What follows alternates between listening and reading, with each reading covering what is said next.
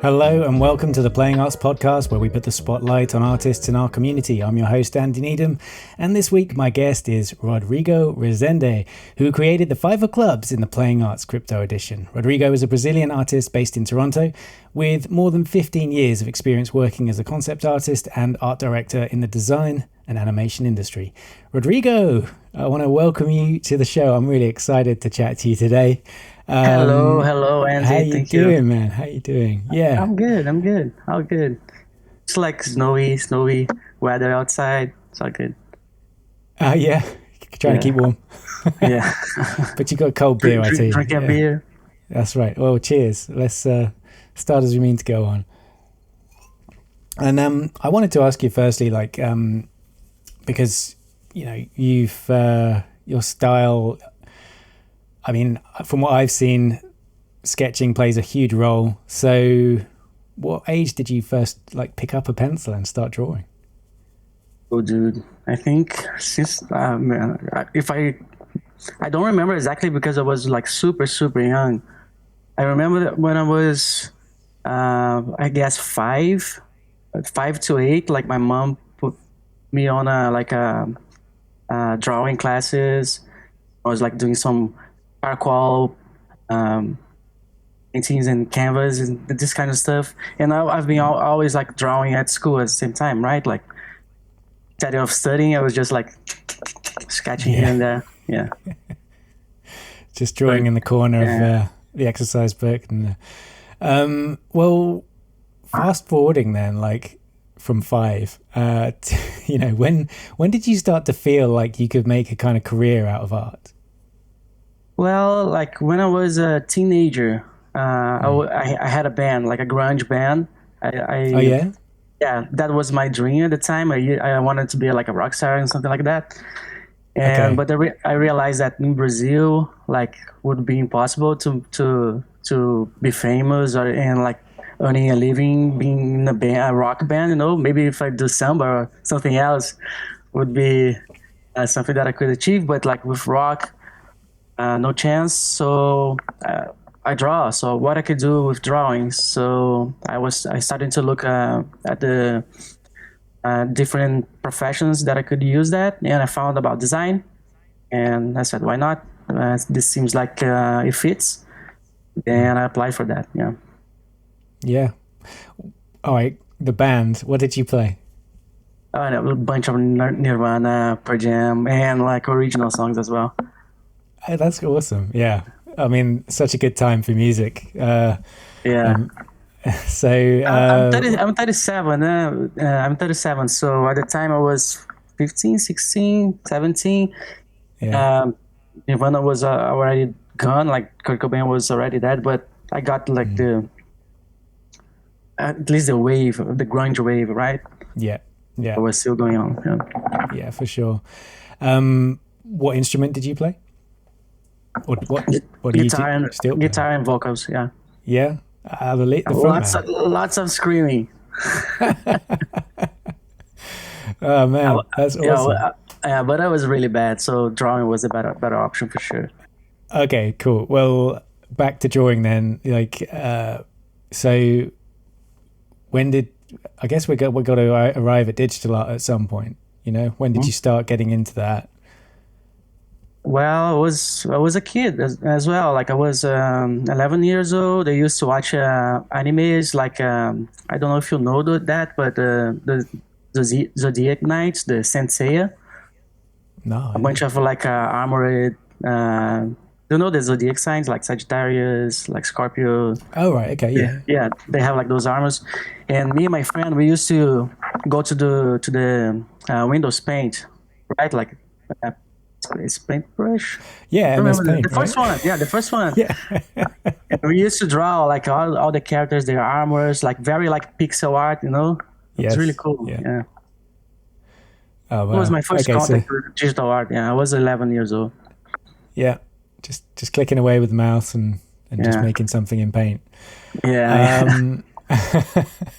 Well, you've got a full-time position as an art director at one of my like favorite ever motion design studios. I do motion design myself, and Tendril has always been in like a place that the output is just amazing, and it seems like I'm assuming it. Well, from an outsider's point of view, it seemed like because the quality of the work is so good, it seemed like it'd be an amazing place to work. So, how did how did this job come about then? Well, Drew started with two guys, right? Chris and Alex. Alex is Brazilian too, so he knew me from Brazil. He went to do like a meeting with my boss at the time, and he saw my work. I was like drawing, and he thought that was really really cool. Sorry. And he I don't know, he got my contact there, and after a while he started Tendril, and I was also always like freelancing for them here and there, doing like concept art for characters, all this. And eventually Tendril was getting bigger and bigger, and they started like they opened a branch in Brazil, a studio in Brazil, and I was there. I was invited to be full-time with them. Then I started to work full-time with them in Brazil for 2 or 3 years, I guess. And then at some point they was like really enjoying my work and they asked like, would you come to Toronto and work with us here in the mothership? I was, why not? I was just like in a phase of my life because I had like a 10-year relationship and it was over right at this time. So I was like, I'm kind of lost and I don't know what to do with my life, and there's this opportunity. Why not? So I came here to Toronto and started working with them. Yeah. Oh wow. Yeah, okay. I with some time with the time here working with them, I started to gain even more and more like how can I say, being how can I say, noticeable. Like they started to really like my work again, and then I became the art director. Yeah. Especially especially the character work, right? Like Tendril has a lot of stuff, but the character stuff is like on my shoulders, mainly. Oh wow, yeah. So that's we should probably have a look at their site at some stage. We will get there at some point because down the line, there's some work that you were doing that was that kind of hand in hand, like influenced one of your pieces, I guess, that you ended up putting up on Foundation. So I wanted to just, before we get there, I wanted to I guess like ask what a kind of typical day for you is like if you're full time, doing the day job, right? And how do you have time for NFTs? All day working, man. That's just the thing. Yeah, I wake up, I go for usually I go to the gym, but like since it's snowing and winter here, like I don't do anything, just wake up, go to the computer, start to work from Tendril from 9 to 5, and then after that I do my personal work for NFTs and any other freelance work I have to do. But that's terrible because last year at some point, like I got like a shoulder tendonitis and my arm got like really really inflamed, and I'm suffering from that until now. From that time to today, like I'm still having like pain in my hand and doing physiotherapy, all this stuff. But I'm getting better. I'm pleased to hear you're getting better. I mean, that's like, no joke, having that kind of that feeling, I guess numbness and all that kind of stuff. And I'm assuming you're even using like a kind of Wacom pen as well, and all that, or Yeah, but I always use the pen. But the thing is, I used to work like this, all like stretched and like really relaxed without any posture, So after that, doing the physio, I start to learn like the correct posture. Everything needs to be 9 degrees. Right. That's it. Yeah. I mean, do you ever do any I've got a standing desk as well, like a kind of, you know, sit stand kind of thing, and I'm terrible. Because I've got used to a kind of setup. I used to use the standing desk a lot, and I've just lapsed. I feel bad. I mean, my body will probably not like thank me, but I don't know if there's any kind of like merit to stand. I wouldn't stand all day or anything like that, but I think just breaking up even just sitting, even if you've got great posture or anything like that, I don't. But you know. Totally, man. It is on my wish list. I want to buy one of those for sure. I think for meetings and stuff, maybe, you know, I used to use it all the time for meetings, and then that would just that would just kind of keep you on your toes, literally. Yeah. So, the thing is, man, you need to move your body. That's the truth, right? Yeah. You can't just like be working, sitting and laying down. You need to walk. You need to do exercises. That's it. Especially now that I'm getting older, right? Yeah. I see you got a bike there, so maybe you like to cycle and. A lot, yeah. That's awesome. I was looking at one of your stories on Instagram. There's like an epic 2019 trip to Japan. So I can tell that, like, you know, and I could see you cycling around all of like different parts of Japan and stuff, which was dope. So obviously, like, you know, you like to travel. And for me, like, I love Japan. I went there as part of my honeymoon. And it was good, but my wife actually, she was pregnant at the time, so she didn't get to enjoy it. And also it was the heat of like August, so we were sweating. She had to just keep like carrying on as I was dragging her around to different places and stuff, poor thing. But, you know, back to you. I was going to say, Japan's amazing, man. Japan's amazing, man. Like, it was like far, like my best trip. It was really, really cool because I was like totally alone and just went to there and nothing planned, you know, just like go with the flow. Yeah, right. That's awesome. So did I was going to say, did the you know, the traveling have an effect or influence on your art? But like, one of the posts that we have over here is Inktober, and this is something that you do regularly. And let's just come over to Instagram, and I was scrolling through this and ended up stopping at these ones, which were just amazing. And this is like in line with and having seen the story, I was like, oh yeah, that's that point. That's when you were watching like sumo wrestlers and all this kind of stuff. So were you just kind of go on, talk me through it. Yeah, I was there. I was there in Japan and was in Inktober time. So I was like, not. And every day I stopped for a little bit, do a little sketch. That's cool.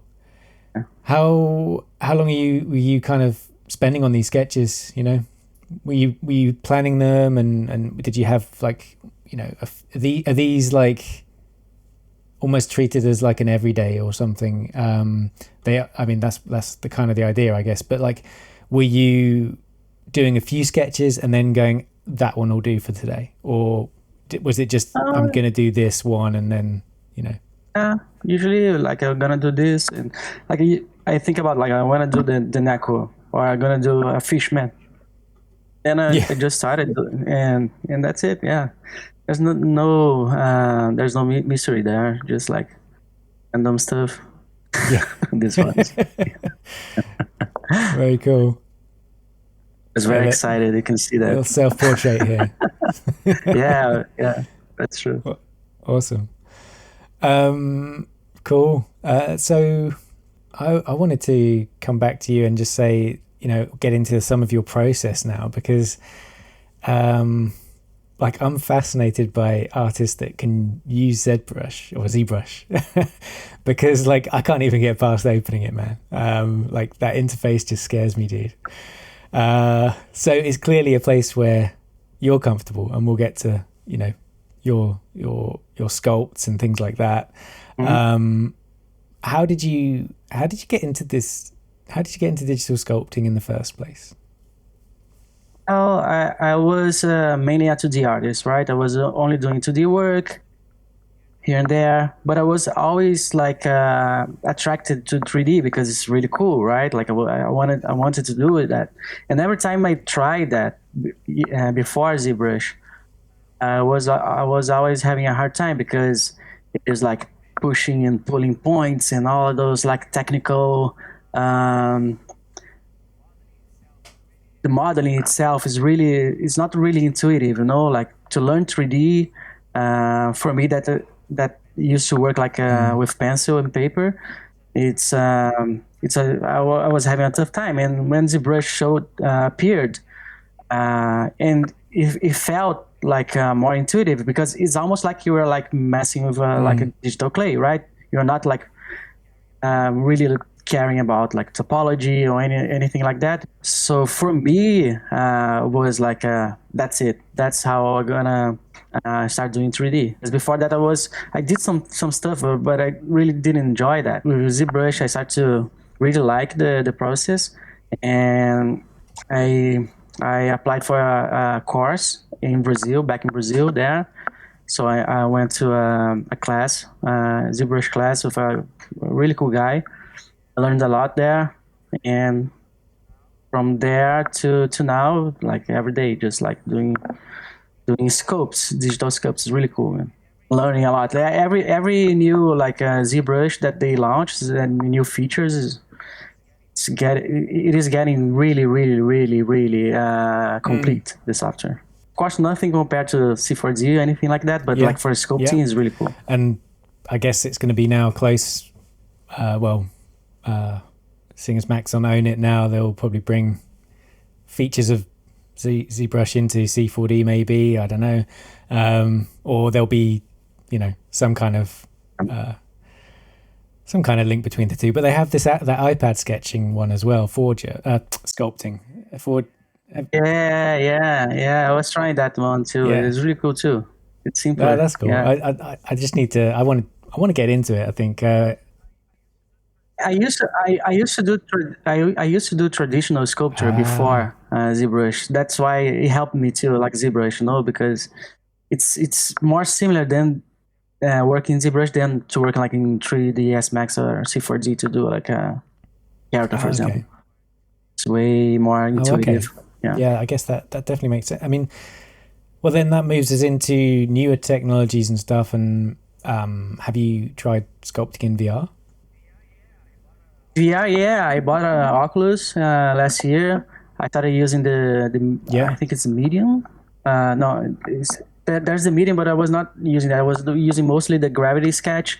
I was doing like some crazy, like that art that you showed, the snowman, like all those like lines are made in VR, like with the Gravity Sketch. All those lines like surrounding him, golden lines. Yeah. The lines are. There's something that I've seen quite a bit in your work as well. Is that kind of like a bit of a signature, part of your style? Yeah, I think it is. I really like to do like those gestures, like with your hands. Like since I was like young, I used to do like those lines. I really like those. I don't know why, just like an obsession. Yeah. Yeah, exactly. Yeah, it adds a bit of motion to it, doesn't it? Yeah. So let's just go back then to your process for. I mean, just a typical process. Just walk me through what you do for creating a piece of art. Like, if it's going to be something that you sculpt in the end. Where does it all begin? Well, it depends. Like sometimes. I think I have two modes, right? Sometimes I have an idea, a concept that I want to show. Really, like if you see my super rare works, they are like that because I have like idea. I want to criticize something. I want to say something about we're living. I want to say something about social media because I have like these thoughts about social media. Like, I really like social media because we have like so many opportunities, but at the same time, I think this is destroying our mental health. Like we are not using that properly, maybe. Right. And I want to say that a lot in my work, So I have an idea, for example, this one.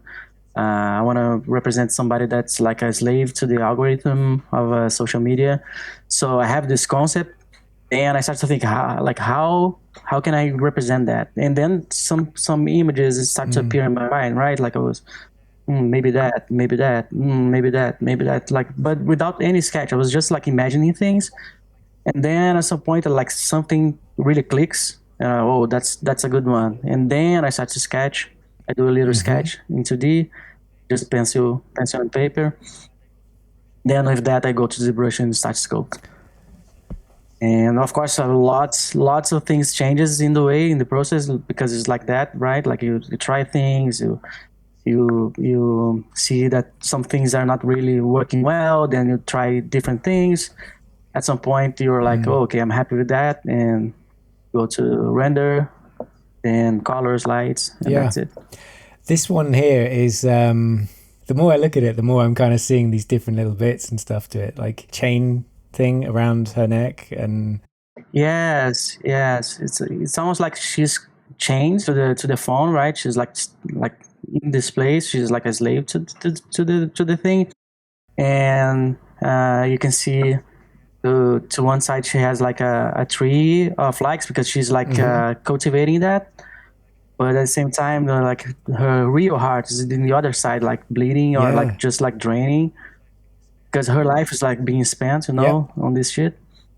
And I was trying to do like the overall composition of the work, like a interface, right? You have like the buttons there, like the profile, inbox, all this, and up there you see little eyes, almost like it's like the stories of people like seeing or like looking at, or just a allusion to this to the interface. That's cool, man. Like, I'm glad that it's great that you walked us through it as well. Now on that piece as well, there's the music on it is kind of, from what I remember, it's kind of quite nice, quite pleasant. It's kind of in contrast to I guess, like, if you're thinking about her life kind of wasting away or something, I don't know, but like I wanted to, we know from what we've learned earlier that you're kind of musical, and are you creating the music yourself in your pieces? Yeah, I'm doing that. Like the only one I didn't do was the fake news piece. It was like he's a great musician from Brazil. He's like famous there. He's a actor too, and he helped me this song for this music. But all the other ones, it's just me like messing around with the garage band. Oh yeah. Awesome. So you're just using like kind of pre-built instruments and just arranging them? No, but it's not pre-built. Like I did notes I need to play, right? I need to play the notes, but the song's there, like the tunes, right? But you need to really like play the notes. Yep, understood. Yeah. Are you using some kind of like input device, like a keyboard for that, or just just? No, I just use the little keyboard that's there on the interface. Awesome. So how long are you kind of? The song of that piece, the August piece is not happy, man. If you really listen, it's like melancholic. Yeah, but I mean, in terms of like, if I think on maybe Resilience or something, that's kind of like pretty dark, like sounding, and I don't know. Dude, yeah, like this piece I was doing when I was like totally inflamed, like I was having to deal with this injury that I had for months, that is still going on, but I'm much better now. It was a really hard time for me, and I had to think positive and to get out of this situation, because I was feeling really, really down.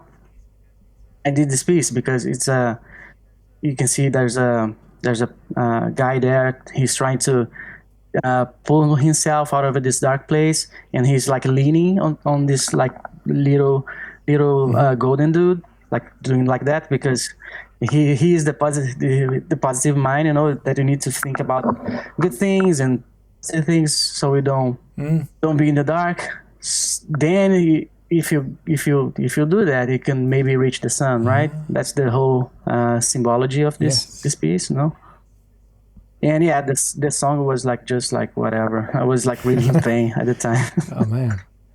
That's the only piece that I don't speak something about culture or like or social media. This was like really, really personal. I might burn this piece actually. Oh man. I don't like it. Because it remembers me the time, you know. I like the piece, but I don't like the feeling that it gives me. Yeah. You know? It's a positive message, but I don't know. I look at it and I was in the dark time, but you kind of like, you know, you got through it and created something, you know, from that darkness. So I don't know but yeah, cool. Go on. And another way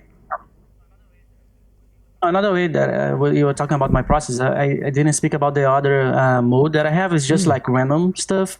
I just like put the pencil on a paper and start like doing a sketch. Usually, I love characters, right? Like I'm a character designer since I was not design, but I used to do characters since I was a kid, and my professional is around characters mainly. So everything to me is related to characters because I love characters. And when I was a kid, I used to have like all these little toys, you know, like those action figures. So this is really something that I love. And when I do this, I just like put the pencil on the paper and start doing some sketch, like totally random. And whatever comes out, it is what I try to make funny characters, quirky characters, because I want to represent we as humans. We are funny, man. I think we are funny. Like I don't like this like perfectionism of like lean bodies and everybody's like perfect and like beautiful, like whatever. I don't find anything interesting in that, so I like to do funny. Yeah, it's not caricature, but it's like enhancing certain characteristics in a way, I guess. Let's jump over to Instagram actually, because I was looking through here and like this is just awesome, dude. I was this was for something for Tendril, but again, it's keen on the project. So it's such amazing detail here, in the clothes and stuff as well. Like, love it, absolutely love it. And there's, you know, you basically just turn your hand to any style, it seems, because this isn't exactly, like, you know, when I see something, this feels more like closer to something that you would sculpt. This is personal work, right? This is what I like to do. This is like my raw art, right? Like what I like to do, but like for work, for like a professional, for brands, for clients, I can't do like a semi-naked dude with like a hairy nipple. I can't do those kind of stuff, right? Like I can't do. They want something. Usually they come with a style, like especially when you work for a studio. Like I'm very, very versatile. That's how I grew a lot. Like that's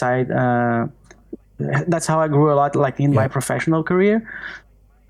But like my personal work, that's like those weird and quirky characters, like I couldn't show until now, right? Because it was always in my back pocket, and I was always ashamed of them because I don't know if people will like it. Like nobody liked this. Like people, I don't know if it's so weird, it's so strange. So at work, at the studio, at professional, was like changing styles, right? I was like doing like cute stuff, those kind of anime stuff, because I'm very versatile with that. But when NFTs appeared, and I was like, oh, now is the time. Now is the chance that I get to show my true art, like what I like to do. I started doing that, and so far it's going well. So maybe people like that. Yes, certainly. We'll come back to that. I just wanted to like, get into this thing about, the how is it that you can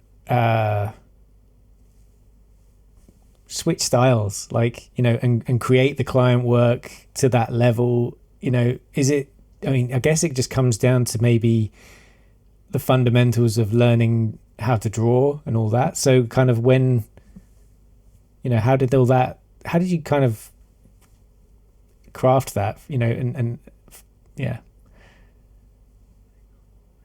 Just, I don't know, man. I think it is just like drawing since I was a little kid, right? So drawing, yeah. You keep drawing, you draw different stuff. Like since I work with character design since I was really young, so I think I got used to that. Like I see an image, people want something like similar to that, so I can do myself like a chameleon and fit the style. That's how it works. That's awesome. Okay, well, were there any artists like influencing you? And this style that you were developing from? Really? Oh no, in this style, I don't know, but Vinny, one of the cards in the play art stack, the king of clubs. He used to work at Tendril, and when I got at Tendril, he was my director there. I was just like a concept artist, and he was a director. And I learned a lot with him, with Vinny. We became like great friends. Like this project, Keenan, he was directing that. Oh, cool. He was a concept artist, but he was directing this Keenan project. Yeah. So Vinny was like I can say he's my tutor, mentor kind of thing, or yeah. Yeah. He teach me a lot about 3D stuff when I got at Tendril because I was like mainly a 2D work, 2D artist. Regarding other artists that has like this specific weird style, I don't know. Maybe it's like some like South American sculptures, Asian sculptures. I see some stuff of Pinterest that I really like, some weird sculptures, and maybe that's something that really inspires me. Yeah, mainly like sculptures that it's just different from I'm used to see. Yeah. No. I don't have names. I don't know names. Just actually. Saving like a Pinterest board and kind of maybe coming back or whatever. Yeah. Yeah, exactly. Exactly. Okay. Yeah. We talked about Inktober, and that's something that's fine. With the characters, let's just go back to Instagram actually, because it's probably good to kind of scroll through some of these. The variety, of the kind of like expression and just the look of these characters. Like, I mean, where does the inspiration like typically come from to, create like something, I don't know, like an old person or a little baby and stuff like that? I mean, where's this variety coming from? I think I'm from a small town in Brazil, in the countryside of Brazil. I was born there, I grew up there, and like the people there are really funny. Everybody has like a quirky face, a quirky body.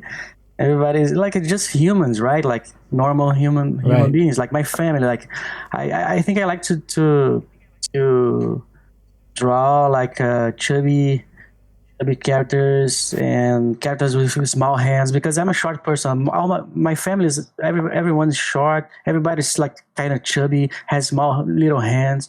Well, I like that. I think it's about observing everyone, like my grandpa and my grandmother, people on the street, people on the buses, just looking at people and seeing this funny characteristics, right? Yeah.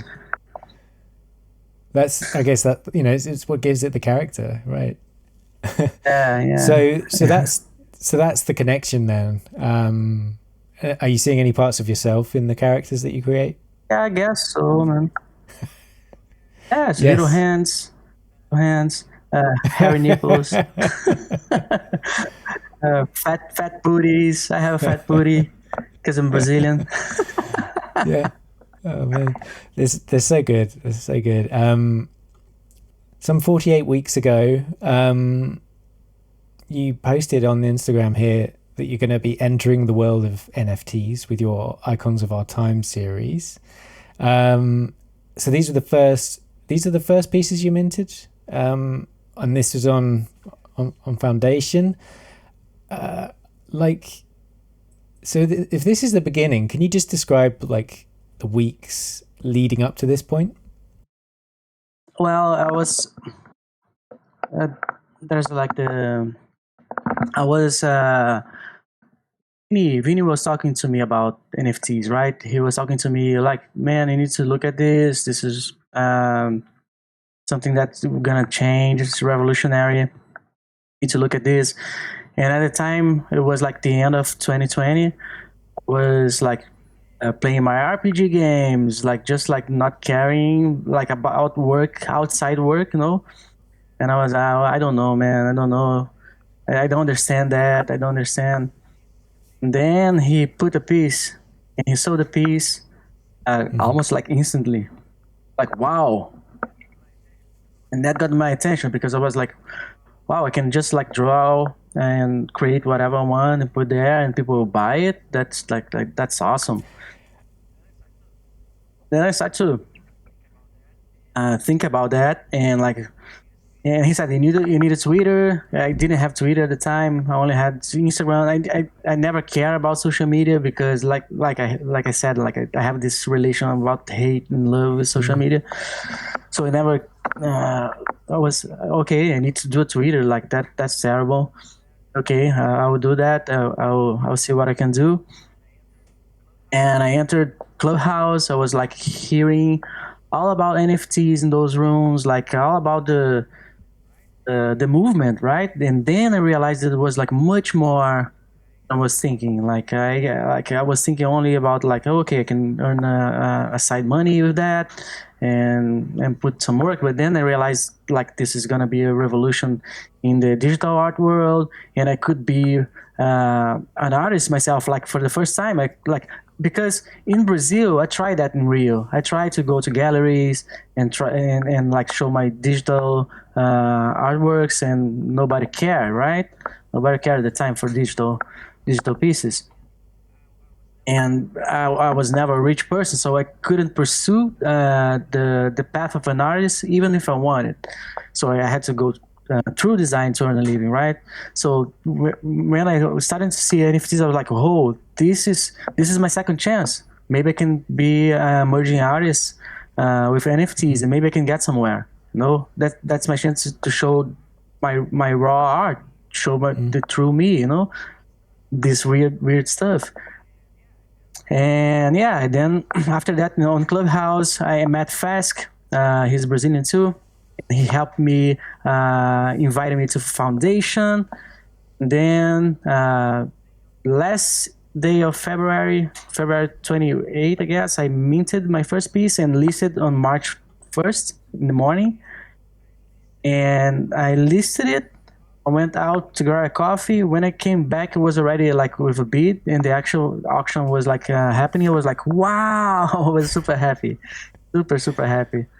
And I'm like, okay, this is like, and like everything changed for me. Like I started to be really focused on NFTs and building Twitter from scratch and all of this.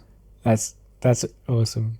And like those, and yeah, and the funny thing about those pieces is because at the time I was working at Tendril doing the Microsoft emojis, right? Like the whole new set of Microsoft Windows emojis. I was art directing. Yeah, I was art directing that project. Yeah, that one.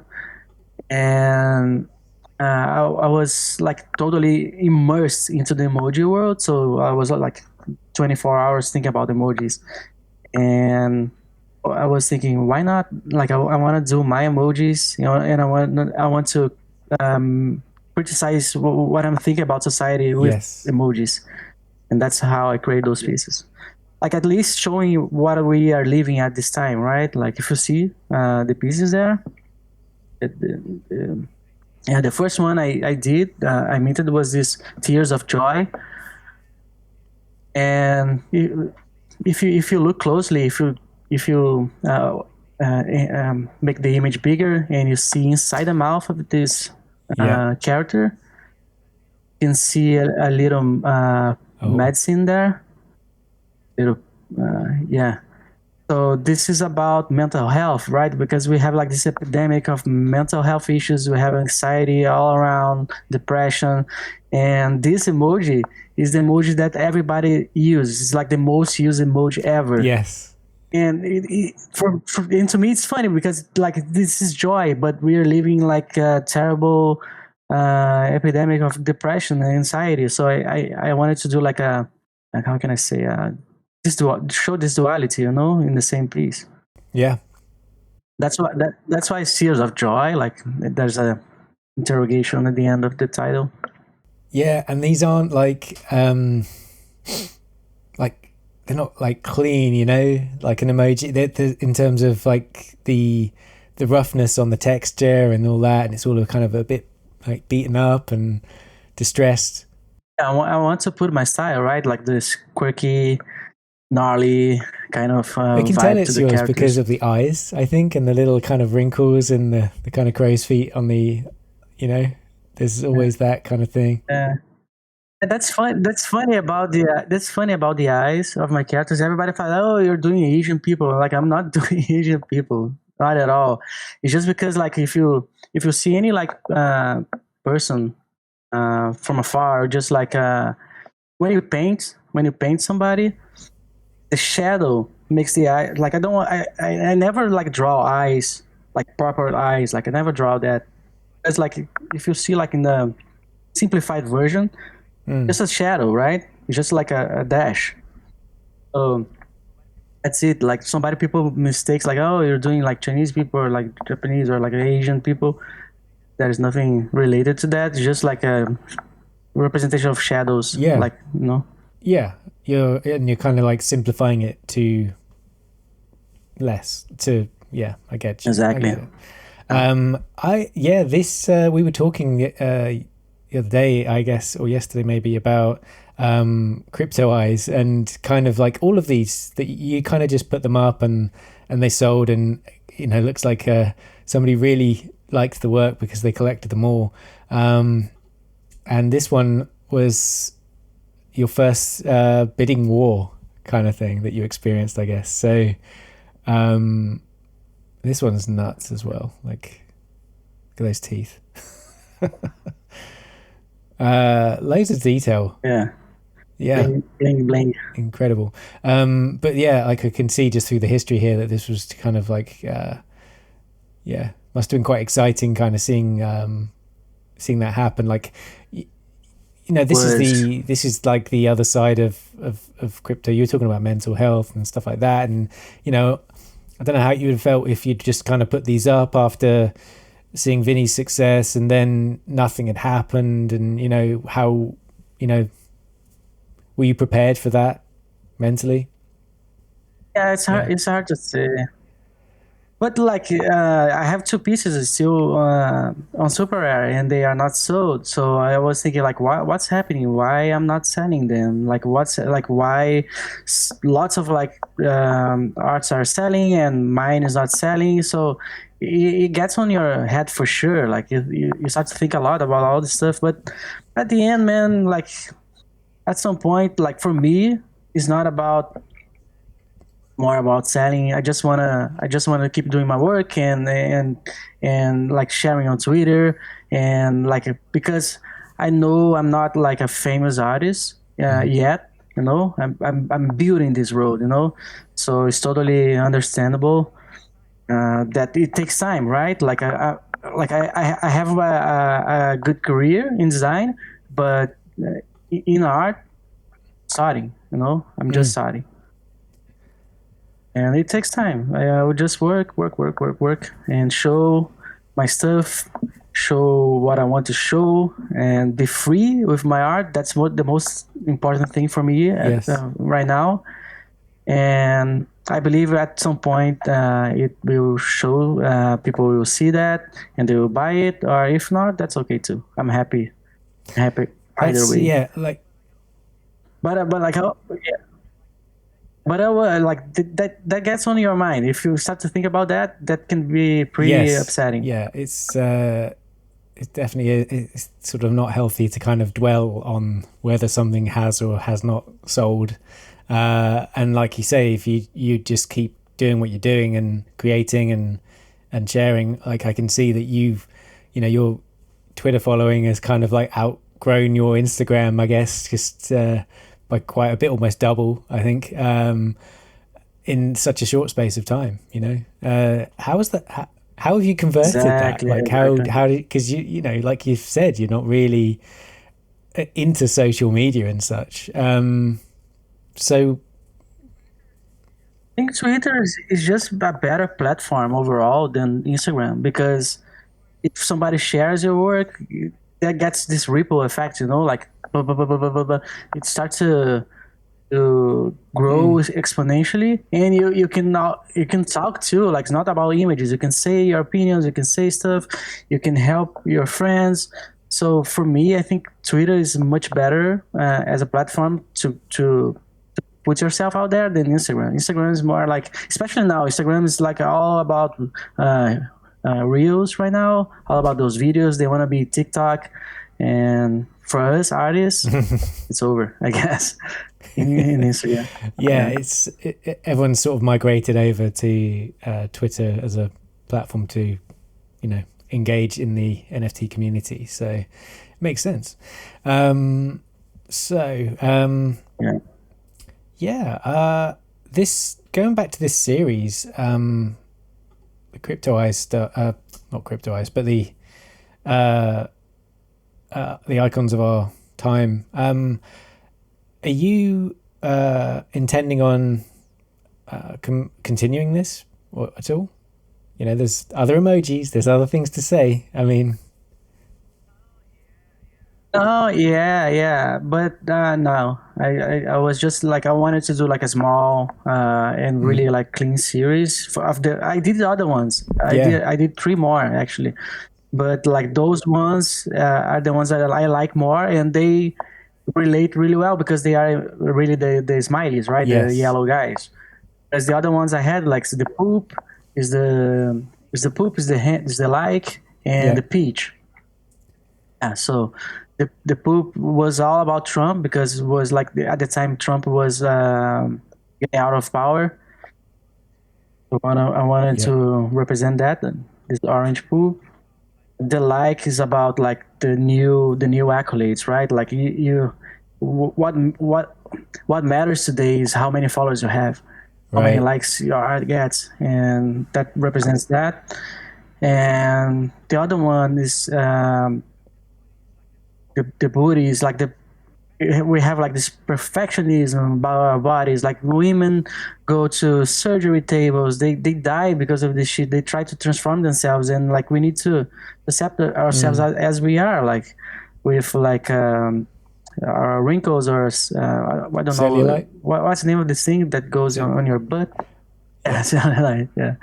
So that's a pretty normal thing, and like, people don't like that. So I want to show that, like, this yeah, is perfection, this is how we are. yeah, fair play, and awesome. Uh, yeah, you often on your tagline on Foundation is in praise of oddity, and you often tag Mhm. work on Instagram with like odd art, weird art. So I guess like with that in mind, and obviously the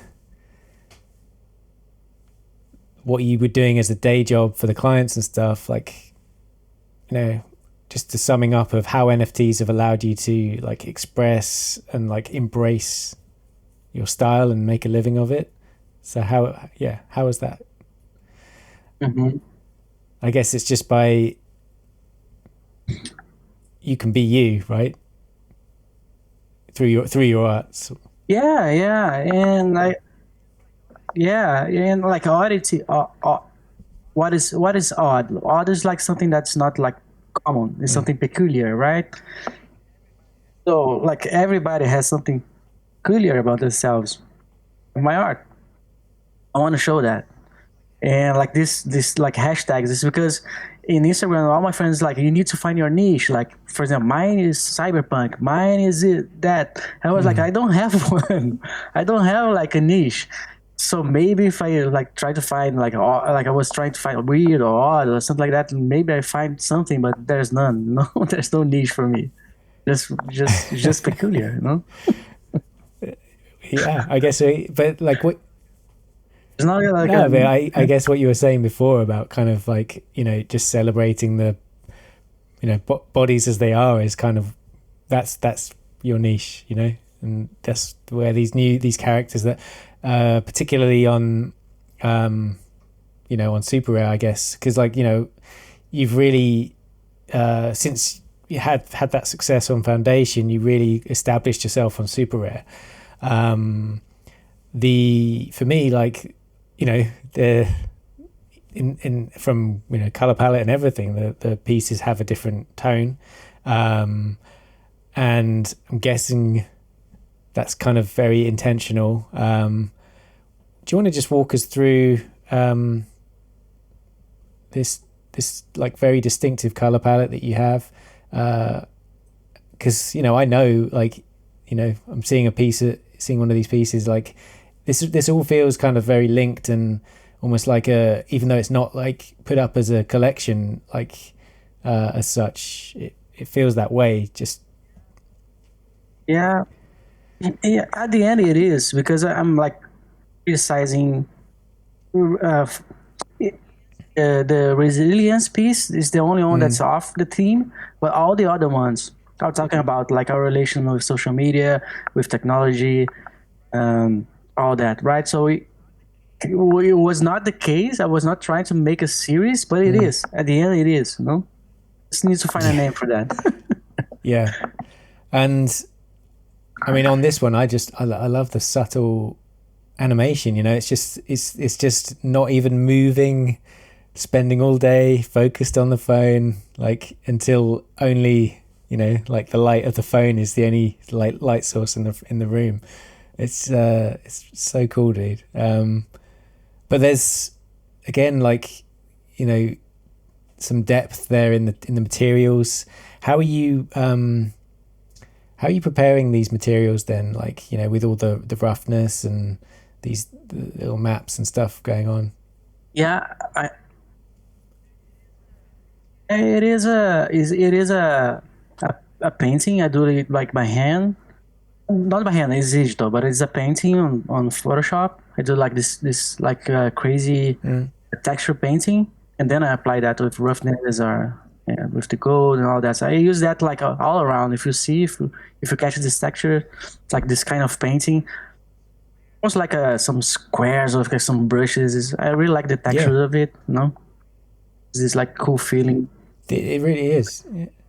Gives this feeling of like of old paintings. I like it. It feels less digital in a way, which is good because you know, sometimes when you just take a render from 3D, unless you really put it through some post process, then it can have a kind of plasticky look or something like that, just depending on how the lighting's set up as well. But you almost want to take that edge off it by like working into it a little bit more, whether that is some kind of color correction or some additional noise or something, because people are always trying to get something really clean out of 3D and you know, eliminate. Exactly. Sometimes I even paint on top of the 3D in 2D, you know, just like to exacerbate even more like that feeling of like not really clean, you know. I didn't give you a chance to talk about the color palette as such for this, you know, these pieces on Super Rare, because you have you know, blues and golds, and yeah, is it two sides to the character? Is that what it is, or face filter? Face filter. Yeah, I guess there's that. But you know, there's this almost like kind of like, you know what, blue tacky type feel, like plasticine or something on the blue side, in terms of the, again, the roughness and The blue is just it's just that I don't want to be I don't want to be specific about any skin color. I just want to present humans as humans. Blue is just like a random color, just I don't want to put a white person or like a black person, or like I just want to that everybody can identify. I think it really like with the gold really like feels good, for me. Blue could be other color, but the blue really, like when I was like working and experimenting with colors, the blue really like felt good. Yeah, especially against the kind of the darker tones, the blacks and the grays and stuff. It makes everything, certainly makes the gold pop. And the gold is because I really like gold. I think it gives this like fine art quality, like it's really how can I say, it's gold, right? It's really beautiful. That's the truth. It's beautiful. When I apply gold to anything like a material in 3D, it's like, wow, it's beautiful. But it's a luxurious type of feeling, right? But you have to have the lighting and the environment to make the gold work. Are you? How are you lighting these pieces? Use Keyshot as a rendering software. Because like I said, like I'm not like a master in 3D. I'm still learning a lot. So Keyshot was the render engine that I found myself like more comfortable with, because it's simple to use and the results are amazing for me. And yeah, like I use Keyshot for lighting and texturing, all this. Usually I start with like the light was just like a blank space. I start to put some lights here and there. Really simple. I don't go wild. It's really simple. You're not going for like HDRI lighting or anything like that? So, sometimes, but like I use them to really low opacity, just to give a hint of something. I like to have control where I'm like lighting stuff. Yeah. In terms of once the renders come out of Keyshot, you've mentioned kind of maybe drawing over. What does the rest of the process look like, getting to like a final image for you? Yeah, I go to Photoshop, and then on Photoshop, like I usually do some 2D work on top of it, like some lines.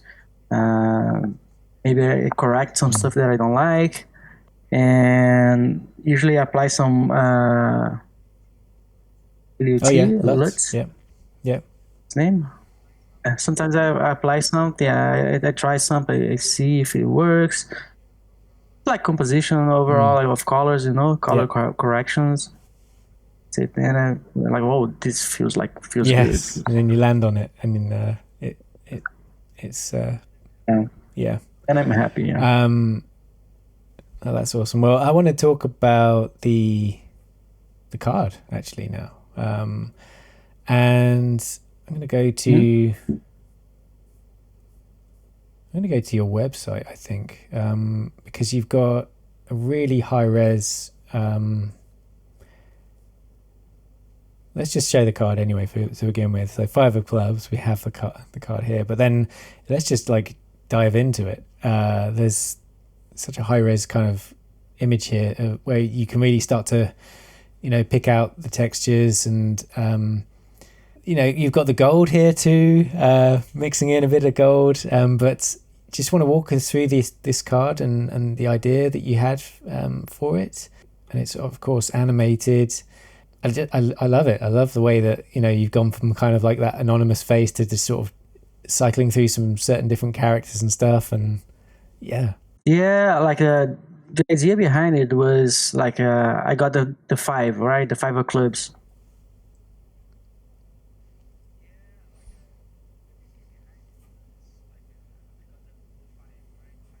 Yeah. And I was like thinking, like what 5 of what clubs represents, right? And I was like Googling it, and I realized that 5 can represent diversity. That stuck on my mind. Like, oh, that's cool. And the clubs, I think it's about people, right? Because we have like diamonds and like there's like certain. I'm not sure about that, but I think there's something about the suits that represents certain classes of society, and I think clubs is about the people. Oh, that's interesting. Don't know if it's right? That's something that stuck on my mind when I was researching. I was okay, diversity and people, and start to think about this, and because the theme was crypto, and I start to relate that with crypto, and everything made sense. So I was okay. So it makes sense. There's nothing more to think about. This diversity of people in the crypto world, right? Like we are building a new world. We are like I wrote, like we are diverse, and like this. The symbol of anonymity in the crypto world is this mask, the Guy Fawkes mask. There's nothing to do with V of vendetta. In the crypto world, this means anonymity, right? And like privacy. So, okay, I about the number 5, and I started like, okay, a pentagon, 5 sides. I'm gonna build a structure of 5 sides, like, and not only 5 sides, but 5 pieces. So you have the top, the eye piece, the nose piece, mouth piece, and the little like bottom part there. So it's 5 piece, 5 sides, and 5 different eyes, 5 different noses, 5 different mouths, and everything blends together to make this one whole thing. It's like spinning there, and means that like together we can change. Yes, we can change very everything. cool. And you've got that texture as well in the background, and there's also really kind of subtle kind of like gold line being kind of traced in the pentagon that kind of sort of chases its tail as it goes round and stuff, which is just neat as well. I like that. Dude, I love that card. I think it's a favorite. I can see. Yeah. Thanks, man. Thanks a lot. You mentioned Vinny, and we can just go down and find his card here. You're obviously aware that did you both know about the project at the same time, or I can't. How did you? We knew. Sorry, I was going to say, how did you become aware of it? Yeah. The Playing Arts project. I think I don't remember now, but I think Vinny told me about this, and he was saying that like the Playing Arts project, the production, they were like looking for artists, and he asked me, "Do you wanna try it? I can." I'll do the introduction. Can I say indicate you? Yeah. Like, how can I say that? Okay, yeah, let's do that. And so he introduced me to Sasha, I guess, and we went from there. Yeah. How long? You mentioned you were researching. So how long were you kind of, going through that process? And were you kind of sketching down various ideas as you were going, or did this particular idea for the card just, happen one day, and you were like, that's it. I don't need to actually explore any. Exactly. It was like that. It was like just like I was researching on Google. It was like people, diversity. Like the image came to my mind. I was thinking about like the structure of five things, 5 sides, 5 things, and it was like it was not like a hard task. It was just.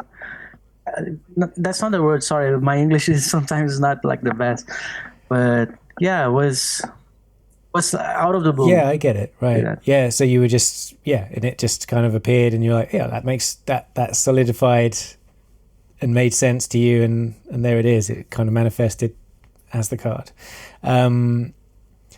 Yeah. Are you a collector as well of NFTs?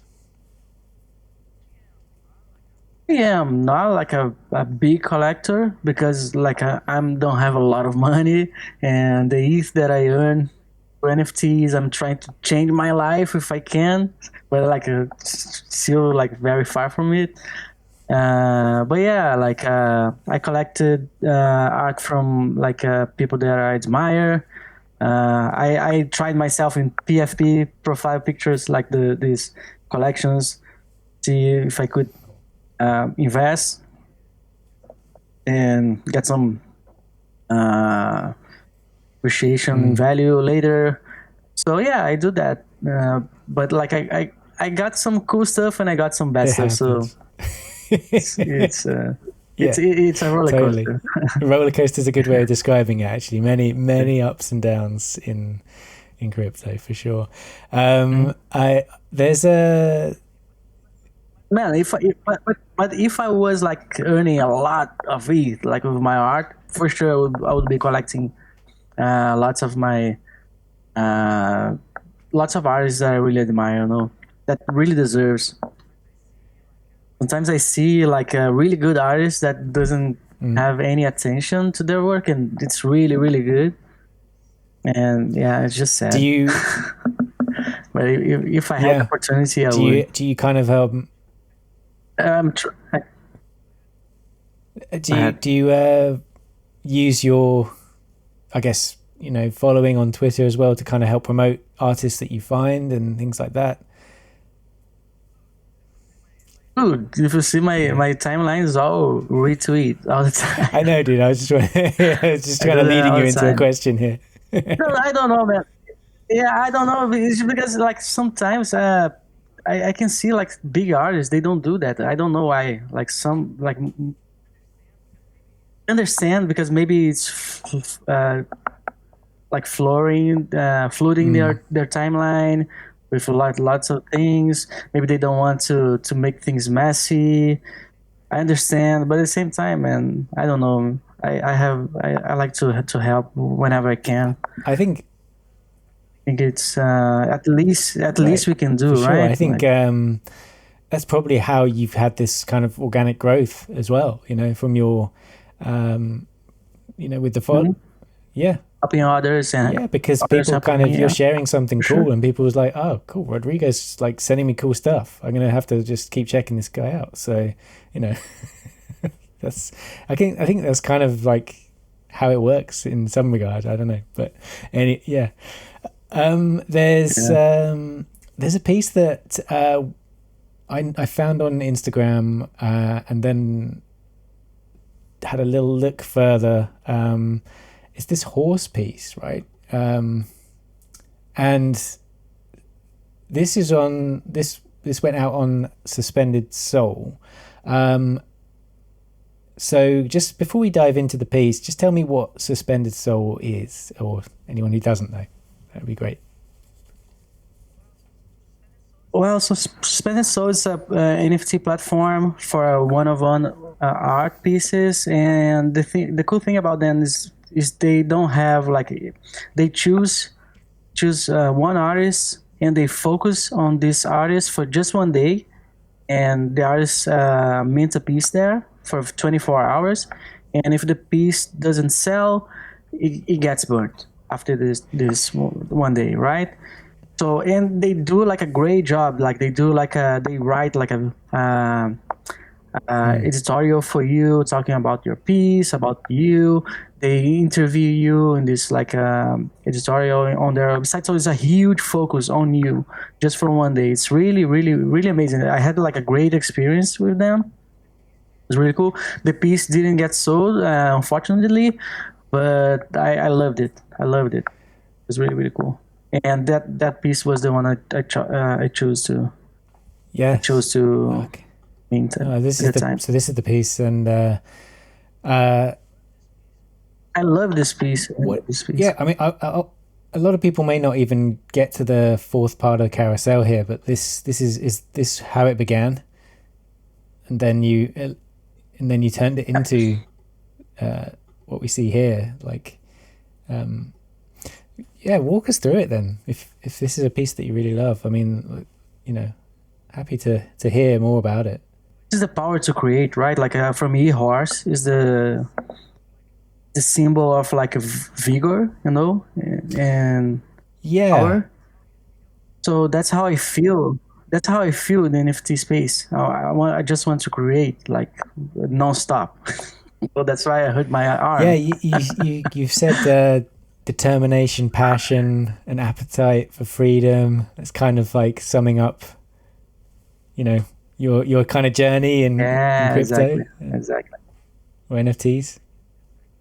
Exactly. Yeah. Yeah. Like as an old, I'm 37, but I'm not young anymore. When you have the chance to pursue your dreams again, you feel like a kid. So that's how I feel. You feel like really empowered by like you want to do it. You want to grow. You want to pursue. You want to like it's a second chance, like I said before. Second chance to show my true self. Not only work for brands, but work for myself.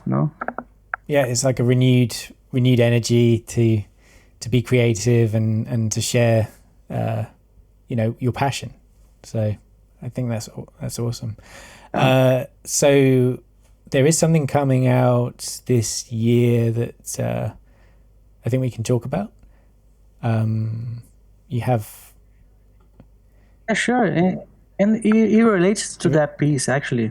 I will say later why. This is what you sent me, and these are some characters, of course, but you're planning on doing 100 like one of ones in this kind of quirky style,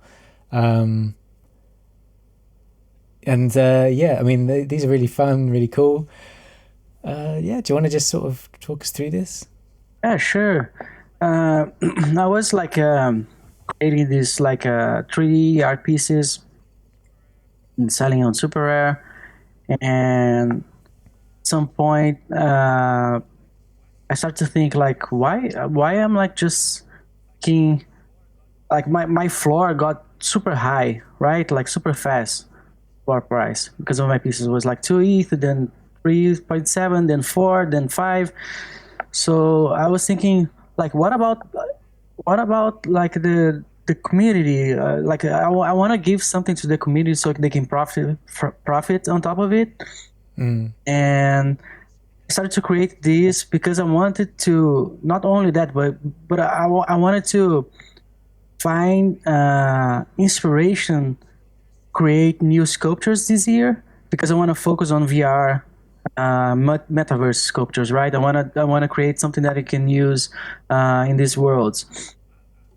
So I started to create those sketches and those characters because those at some point they will turn into like 3D sculptures.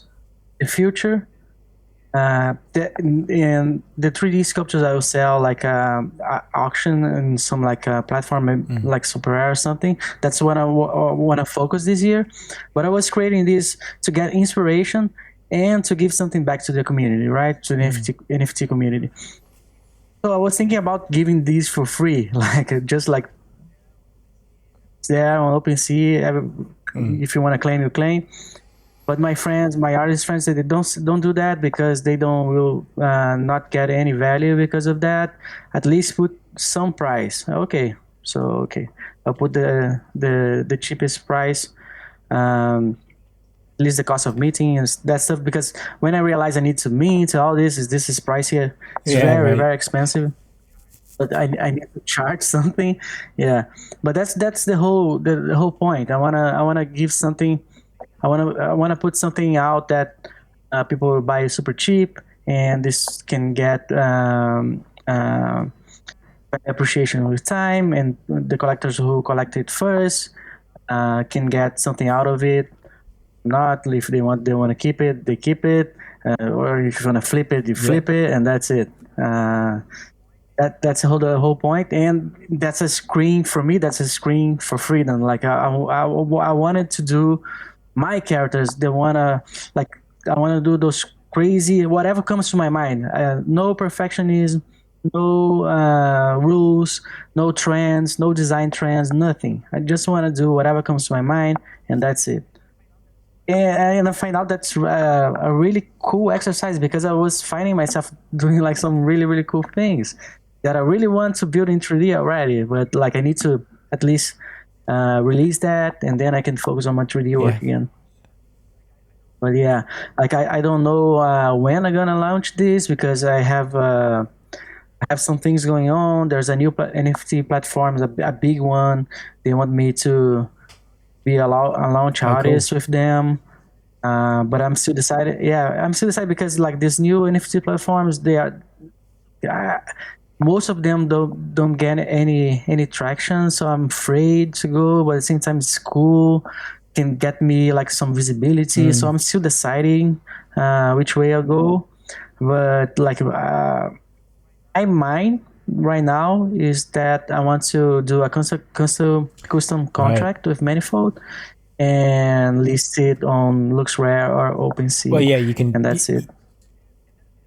And there's some cool mechanics. Like if you collect 5, I'm gonna airdrop a new character. These new characters will have like a different background. It will be like a rare one. So like I have some cool things going on in my mind, like some cool mechanics that rewards I think then people. If that's how your mind is thinking, then you're going to have to go with a custom contract because you'll be able to keep track of who holds 5 or whatever. You have a lot more control over that. And again, like you don't want to maybe limit yourself to OpenSea. If you can, and it's so easy to do. Like you mentioned, the Manifold contract there. So something I'm looking into, something I'm actively doing at the moment, and I would recommend to you to definitely go down that route because you could find that this could become a verified thing on Nifty Gateway, and then that could be your way in on that platform too. Who knows? So I see that. I feel like you should be on there doing drops on there and stuff. That's. Hopefully that's on the cards at some. I never looked to do anything on Nifty so far. I don't know why, but yeah, maybe something in the future. Maybe I feel like it's not like the be all end all, of course, but it just adds another set of eyes and stuff. So, Other thing I want to do for this collection too is like if you are a holder of one of these, and I for some reason I did this 3D version of this character that you hold, and I put to sell, for example, on Super Rare, and if I sell it for like 4 ETH or 5 ETH or whatever, like the holder of the inspiration will get like 10% of the sell of the other one. I want to do like those. Dude, we should talk a bit more about this kind of stuff. I've been having similar like ideas for it just gives you so many ideas of because you can do a lot of like royalty splits and things like that, and but yeah, there's a lot that you can do with these smart contracts. They're only like getting more powerful, I think, and the tools are there, and they're kind of more artist friendly now. I think that was the problem before, where you need to look somebody who knows that and trust the guy, Yeah. I was just putting out my my contract on the testnet, and I was just saying to a friend like, just to putting it on the testnet, and he was just like, yeah, look how far you've come in a short space of time. It's kind of crazy though to think that you're going from like what's an NFT to then like I'm actually creating contracts and things like that, and it's love it. Very interesting stuff. Like so much to learn. We need to learn, man. That's it. That's the future. Well, talking about the future, then, like you've is there anything like, because you've commented on, you've got these themes in your work and on super rare and stuff, and now is there anything thematically that you're wanting to put into your art in the coming year? Yeah, that's what I'm saying about these characters. Like I want to do like those, not all of them. I would choose some of them to create like those sculptures. And like my focus this year will be like create those like VR sculptures. I want to try that this year. And like this, what you see in 2D, I'm transforming this in 3D. Of course, I will change some things here and there, but like mainly this time I will not criticize anything. I would just like this is just for fun, not just for fun, but like I want to do kind of art here, not really serious or deep. I don't want to reflect anything else than like being human. There you go. And funny. Yes, that's it. Human and funny. Nice. I like it. Is there anything that you'd like to share that's good or bad about your journey so far in the NFT space that it might help someone just starting out? Well, the good thing is I'm talking to so many artists that I used to admire back in the days, and I had never had the chance to talk to. Like I met so many cool people, like collectors. There's like lots of people involved, and everybody's so welcoming. You feel part of something. Right? Like you are part of a bigger echo. I don't know how to say that, but you're part of something else, This is really cool. And I think the bad side of it is because there's lots of bad people as well. There's lots of scammers. There's lots of like hidden and like shady and sketchy messages here and there. So it's super hard for somebody who is entering this space to navigate through all of this shit, Like it is challenging, and it can make people afraid of the space because there's a lot going on. It's like people said, this is Wild West, and it is. There's good stuff. There's plenty of opportunities, but there's like some like snake holes as well. So yeah, definitely. Like you say, it's like it's about finding a way of navigating through all of that and just finding the good and kind of focusing your energy on that and the effective, making sure that you stay kind of mentally okay. Yeah. Oh yeah, man. Like you need time to rest, or otherwise you will burn. Because I was working a lot like last year, and because of the pandemic, you're like inside your place all the time. So the only thing you do is almost like work. That's too bad. Like I went to Brazil in December, and I was there for a month and a half. And I was afraid to do that because what's gonna happen if I don't keep like engaging Twitter or whatever? But okay, I need to do that. Yeah, I was afraid because like it can be forgotten, right? At least on my mind, I was thinking that. And then I just went to Brazil. I'll keep working from there. But when I got there, all my friends, all my family, at the time, like. I know we are in COVID, but in Brazil, people don't care. It's just like different. People just like partying and have fun and hug each other.